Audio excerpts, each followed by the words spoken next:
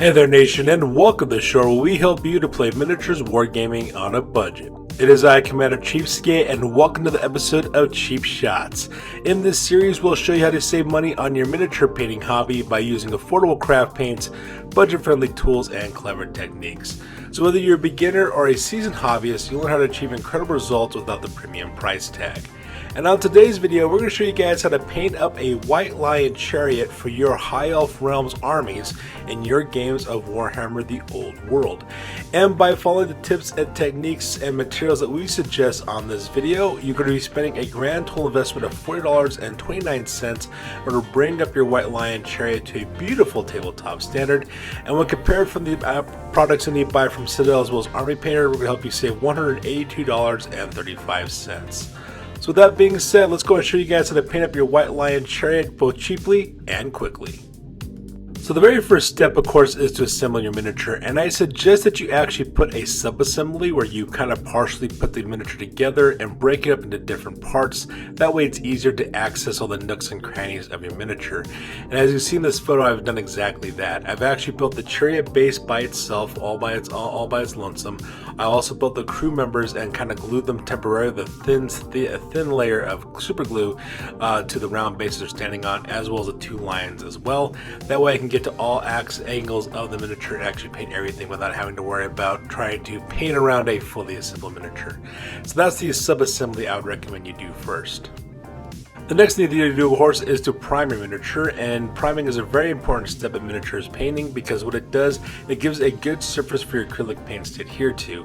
Unfortunately, if you're to paint your miniature on bare plastic without any kind of priming, and the slightest bit of friction would ruin the overall finish of your miniature. So for me, I like to use flat white primer that I get from Rust-Oleum. I get this in my local Walmart. I just do a quick all-over spray all over the entirety of the miniatures to get a good solid base coat, and then from there we can start applying our acrylic paints to the miniature. So the very first piece I'm actually going to work on is actually on the chariot body itself. And for this color, I'm going to use two thin layers of gray taupe by Adidas acrylic paint. You can get this at your local Hobby Lobby as well. And you just put two thin coats all over the entirety of the body of the chariot. And the reason why I chose this color is because the artwork that you see from the box from Games Workshop has like this kind of pale, kind of creamy color for the body of the chariot. And I think that this color does an excellent job of actually achieving that result as well. You don't need to be particularly neat at this phase, you just got to make sure you have a good solid base coat over all the parts of the chair that you want painted, and then you're ready to move on to your next detail. And that detail is to do a quick dry brush. In this situation, I use Folk Arts Luna Volte. Basically, Hazy Moon is what I decided to use for this. I got this at my local Hobby Lobby. It's a nice, creamy, kind of pale color that you can use for good dry brushing, and I apply this like a dry brush all over the entirety of the miniature so far. And the reason why I did this is because dry brushing is an important step in miniature painting because it creates the illusion of depth in your miniature. What ends up happening is that the raised surface in your miniature captures the pigments of the paint while leaving the darker color in the recesses, giving you that illusion of depth. Now when it comes to dry brushing, I always suggest you do a very light dry brush to begin with because it's very easy to actually brighten up your miniature with successive layers of dry brush, but if you make it too bright right off the bat, you have to go back and base coat it and then start all over again. So always add more dry brush later on, so just start very lightly and then bring it up to the level of brightness that you prefer. So now that we've got the main body of the miniature done, we're going to start working on some of the detail colors on this miniature. I'm working on the front panel of the chariot, which actually has a lion head motif attached to it, as well as on some of the strapping and the cording that's along the harnesses where the lions are actually strapped in. Now for those of you guys who follow my channel, you know that I've actually used a green color for my white lines of trace for my High Elf army, and I'm going to carry on that same color scheme for this unit as well. So I decided to paint that sunburst kind of motif on the front of the chariot in two thin layers of holly branch or apple barrel paint. It's a cheap, wonderful green color that you can get at your local Walmart, and I apply that exact same colors on the cording on the harnesses for the where the light lines are going to go. And then very carefully add a little bit of lime sherbet as a dry brushing on the sunburst motif on the front of the chariot as well as on the cording, just to create a little bit of dry brushing and bring out those details of the textures as well as the designs on those parts of the miniature. And then once you're done with that, we're ready to move on to our next detail. So the next detail we're going to work on are actually on the crew members that are riding the White Lion Chariot, which are two White Lions of Thrace. As you can see, we have one guy who's actually holding the reins, which oddly enough, it looks like they're long braided hair from the mane of the White Lions. And the other guy is also carrying a large woodsman's axe. Now, luckily for us, there's not much flesh on these high elf miniatures. All we really got to do is concentrate on the face. So because I like to use flesh paint by Apple Barrel, you can get it at your local Walmart. It's extremely cheap and it does the job very well. Just put two thin layers directly on the parts of the flesh that's exposed on the faceplate. You don't need to be particularly neat at this stage, just make sure you got a good solid base coat to work off of. And while that's drying, of course, you work on the White Lions as well. So the White Lions are actually pulling the cable. I don't like to use the actual solid white color just because white is a very difficult color to paint. Just because it's a very transparent color, so any kind of mistakes you might make kind of bleeds through the successive layers of white that you put on your miniature.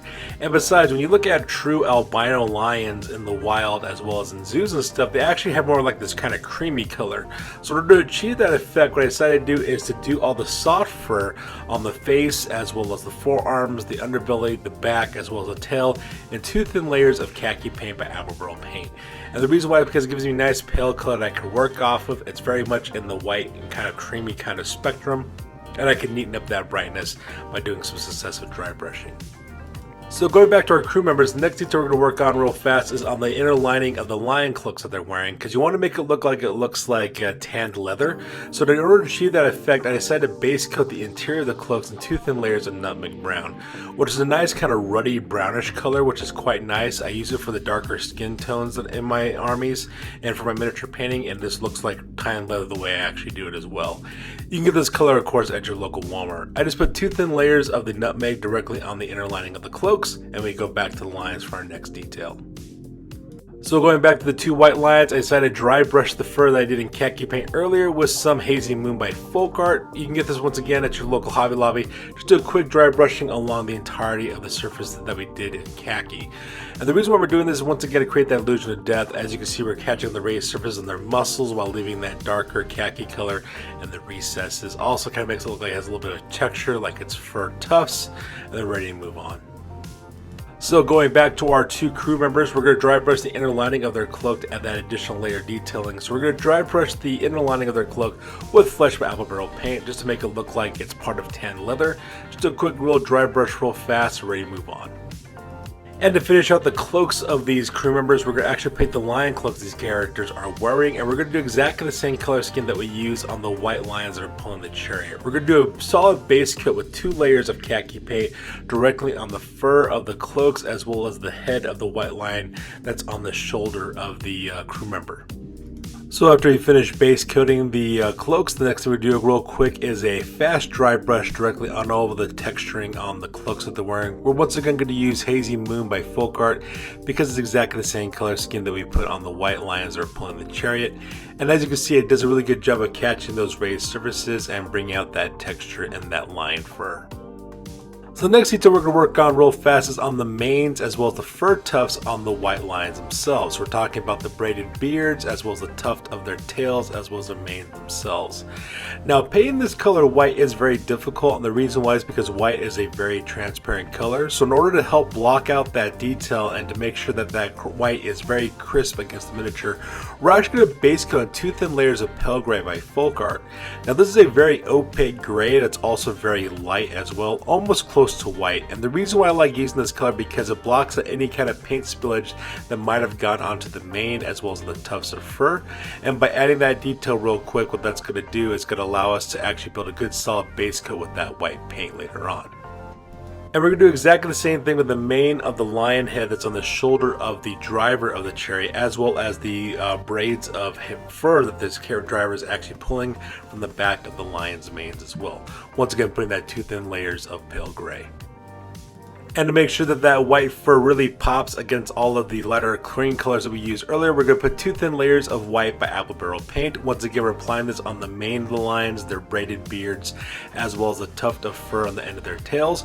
We're also doing exactly the same thing for the reins of the driver, as well as the fur mane on the shoulder of the driver of the chariot as well. So the next detail we're going to start working on now are some of the metallic elements as well as the finer details on these miniatures. And for the drivers specifically and the riders of the chariot, we're going to work on the scale mail armor that they're actually wearing. They're wearing these large hauberks made out of fish scales, and for that color I decided to use 2 thin layers of aged copper by Anita's acrylic. You can get this at your local Hobby Lobby, and the reason why is because in my army, my White Lion regiment has a copperish color for the armor to make it look like it's kind of like a brownish color, so that way it kind of matches and contrasts nicely and also complements the green that's inside the unit as well. For the lions themselves, we're going to start focusing on some of the claws as well as some of the leather goods on these characters. So along the harnesses that they're wearing along the underbellies, we're going to pick down 2 thin layers of pavement paint by Alba Burrow Paint. It's a nice, rich, dark black color that also has a little bit of a grit texture to it, which does a beautiful job when they actually add some dry brushing to it. And we're going to do exactly the same thing with the claws. And we're also going to add a little triangle of this on the nose of the snout of the lion, as well as outline the lips of the lion as well with that black color as well to make that little detail kind of pop on the miniature.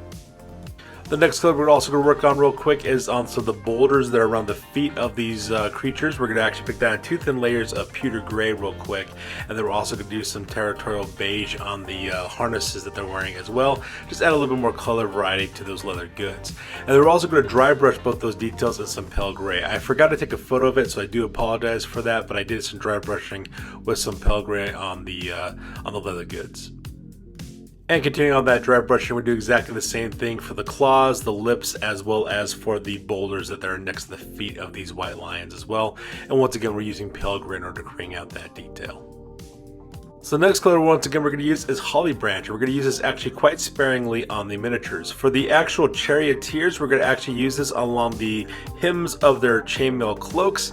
As you guys know, for any of you who are painted high elves before, high elf chainmail coats have like this really thin layer of color that surrounds the perimeter of their iron cloaks. So to bring out that detail, we're using this Holly Branch color to do that, just because my normal regiment of infantry white lions have that detail for their armor. We're also going to pick out the ribbon that's also on the axe of the wielder as well, and we're also going to do the same thing with the harnesses and the saddles on both those white lions, the ones that are pulling the chariots. We just put 2 thin layers of Holly Branch on those guys as well. So going back to the chariot itself, we're actually start working on the metallic elements on the chariot. We're going to be using 3 colors. We're going to use Anita's acrylic aged copper. We're going to use that for the fish scale that's on the inside of the actual chariot carriage. As for all the silver bits, so like things like the rims of the wheels, as well as some of the metallic elements like the bracings of the body of the chariot, as well as the harnesses, we're going to pick down 2 thin layers of gunmetal gray by Folk Art. It's a beautiful solid gunmetal color that's really cheap that you can get at your local Walmart. And then for all the gold elements, kind of like those little starburst themes, as well as a lion emblem at the end of the chariot, we're going to pick down 2 thin layers of Deco Art's Emperor Gold. It's very similar to Retributor armor, but at a fraction of the cost. And lastly, we're going to pick out some of the gemstone details that are also on the chariot as well. So those gemstone details, we're going to bring that out in Mystic Turquoise by Folk Art. You can get this color at your local Walmart or Hobby Lobby. We're just going to put 2 thin little dots of that gemstone color directly on the spokes of the wheels, for example, also on the harness, as well as the very front of the lion chariot as well. Anywhere that literally has gemstones on this chariot. High Elf armies have a lot of gemstone details on this, and this color is quite nice because it contrasts sharply with the beige color of the chariot body, as well as the gold metallic elements that we put on it. So continuing on the metallic elements, we're going to move on to the lions that pull the chariot as well. We're going to also use 3 colors for this. We're going to use Folk Art's Copper. We're going to use that to actually rim the saddles that are on the back of these white lions. We're also going to use Gunmetal Gray as well for the large shoulder pauldrons that these white lions have on them as well. And the very last detail we're going to pick out is some of the jewelry, some of the iconography, the bracers, the bracelets, the earrings, as well as some of the charms along the saddles. We're going to pick down 2 thin layers of Deco Art's Emperor's Gold as well. And the very last detail we're going to bring out on these white lions are on the gemstones, as well as the eyes of the white lion as well. And once again, we're using Mystic Turquoise by Folk Art in order to bring out that detail out. That very large gemstone that's on the pauldron of the white lions, we're going to put 2 thin layers on that color, as well as put a little dot of turquoise in both of the eyes of the white lions as well, to make that really contrasting rich blue that contrasts all the earth, the cream colors that we have, and the metallic elements that we also have on these white lions. For the rest of it, we're pretty much going to be focusing on the charioteers themselves now. So we're going to pick out the leather goods, specifically on the claws on their lion cloaks, as well as their boots and gloves. And once again, we're using Apple Barrel's pavement paint in order to do that. Just put 2 thin layers on those details, so that way we can bring a nice contrasting for all the colors we're going to put on these miniatures later on. The next color we're going to use as well is the acrylic metal metallic colors on these miniatures. We're going to use Emperor's Gold to bring out all the gold elements on these guys. So for example, like the cummerbund that's on the armor of the charioteers, as well as the crests on their helmets. Same thing with some of the pauldrons that they're wearing as well. Also any jewelry or any other iconography that these characters are wielding, we're going to pick that out in 2 thin layers of Emperor's Gold. Same thing with the bangles and bracers along the manes that are being pulled by those braids by the charioteer driver. We're also once again going to do some kneading up with some pale gray. We're going to do that to knead up any kind of spilled gold that's on those braids that's being pulled by the charioteer. We're also going to do some dry brushing with that pale gray color and all the black that we did earlier, so like the gloves as well as the boots. Now this next one actually goes for the charioteer that's armed with the axe. We're going to actually pick out that handle of the axe by putting 2 thin layers of burnt umber by Apple Barrel paint directly upon the handle of the axe. We're just going to put 2 thin layers on that color, so that way it looks like a woodsman's axe, and makes it look like it's made out of wood as well. One of the very last details we're working on are now the metallic elements on these miniatures. Once again, we're also going to use 2 colors for this. We're going to use Deco Art's Emperor's Gold for all the gold elements, and we're also going to primarily use Gunmetal Gray by Folk Art as well. So the Gunmetal Gray is going to go for things like the helmet, the leg greaves, as well as arm greaves as well, the blade of the axe. We're also going to pick out some of the jewelry that's on the armor, as well as on the blade of the axe as well, by picking that in 2 thin layers of Emperor's Gold by Deco Art. And then again, we're also going to pick out any gemstones that these characters have as well. We have some gemstones on the crest of the helmet, the blade of the axe, and also on some of the bangles on their armor greaves. We're just going to pick that in 2 thin little dots of Mystic Turquoise with Apple Barrel paint to make that eye-catching detail. And just to make sure that the white is extra bright on these miniatures, we're going to do some more base coating with that white color by Apple Barrel paint, touching up the fabric of the charioteers, the braids of the charioteer driver as well. Same thing with the fur of the lions, the sunburst motif that's also on the chariot as well. We're just going to add some 2 thin layers of that white paint just to make sure that white is very bright and crisp as well, to make it part of that eye-catching detail on this high elf army.